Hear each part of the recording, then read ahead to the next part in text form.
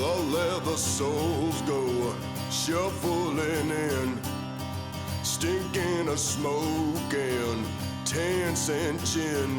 Now who will toast our noble host who has this morning given up the ghost?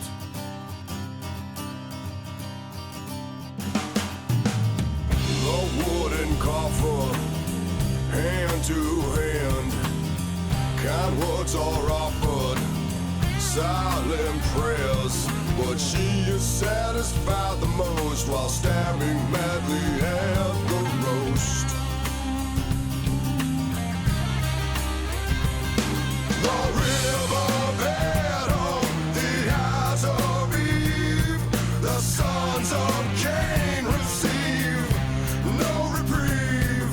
The river bed on the eyes of Eve, the sons of Cain receive no reprieve.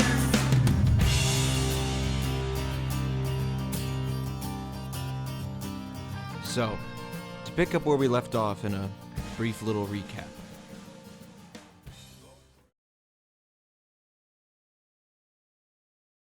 Welcome back to Blood, Sweat, and Tears.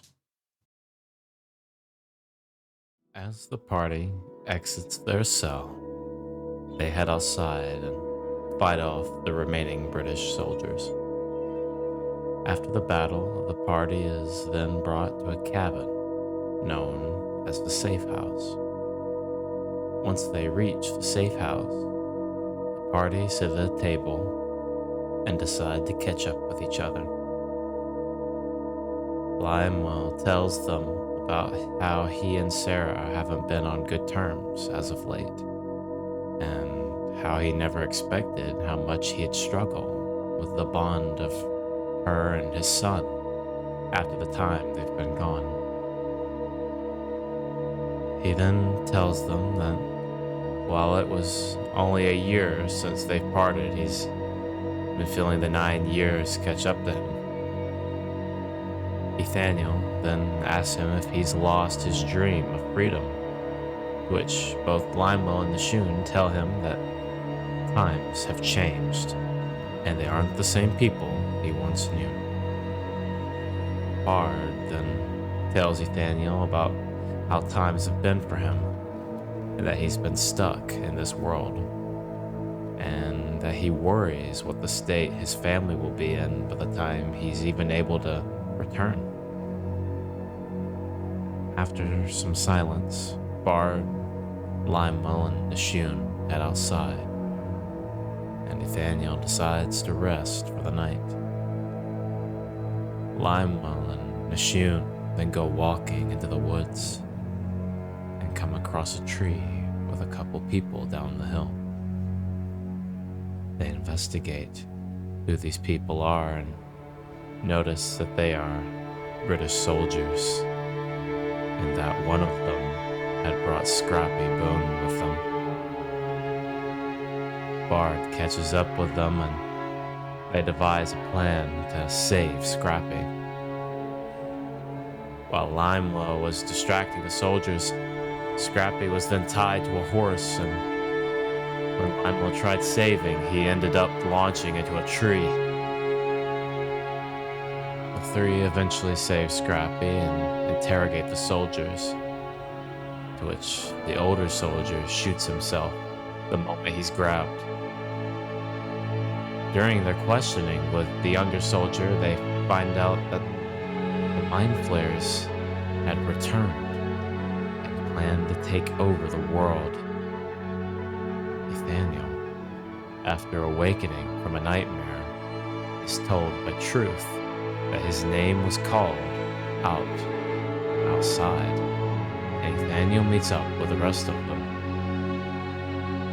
When Nathaniel reaches them, he sees the young soldier who was possessed by Variola, and the soldier tells him that your kings and rulers have outstayed their welcome. Nathaniel then takes Scrappy back to the safe house to get him treated, to which the rest of them follow, so so that they can get answers on who Variola was.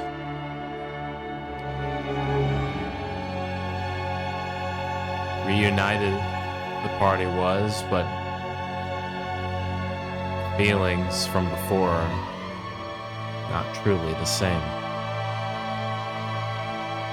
Some have grown older, some wiser, and some have turned to more darker ways, lost. Variola seems to have found his way to this plane, and something terrible seems to be happening. Will Nashun, Lionel, and Bard find out more from Ethaniel, or will his lips remain sealed? Find out more in this session of Blood, Sweat, and Tears.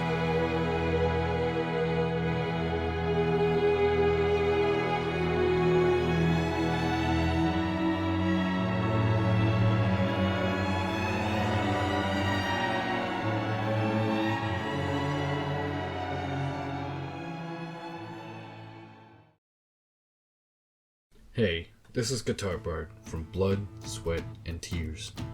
I have some images I drew from memory on some of the events that happened on our journey. Now, it has been some time since these events happened, so these images may or may not be accurate. Nonetheless, I hope you enjoy it. When Lima and Nashun reach the tree, Nashun sees Shade hanging from it for a moment, and vanishes when he looks back. As well, Scrappy had broken his arm on the tree and was left in shock.